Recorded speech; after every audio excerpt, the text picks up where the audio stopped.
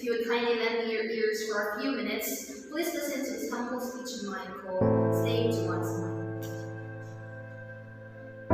Have you ever felt helpless? I can guess you have. We all have. And that feeling is not at all pleasant. Not in the very least. And while feeling this helplessness, bubbles of regrets, what ifs, and anxiety comes in, your mind feels heavier, and so is your heart. According to the Northwest chiropractic, the heart and the brain have a two-way relationship. Our emotions change the signals the brain sends to the heart, and the heart responds to the brain in complex ways. In other words, your brain affects your heart the same way that your heart affects your brain. They are two different entities residing in your body, functioning as an interconnected system. What I want you to understand is, your mindset greatly affects your emotional flow. Imagine this.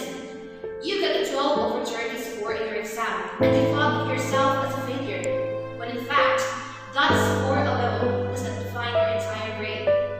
Then you thought, yes, I could just try harder in the next quiz, but then a part of your mind shouts, no! This would have an effect on my entire grade. I'm so stupid. And guess what? That part of your brain, that part of your mind, it wins. And when night comes, when you lay in your room, when you're alone in your room, you lay in your bed thinking about the mistakes you made, and then all of your disappointments will win.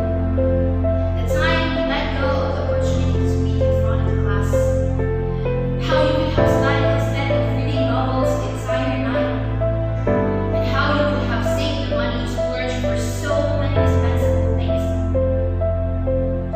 Together, they form as a boulder crushing your mind.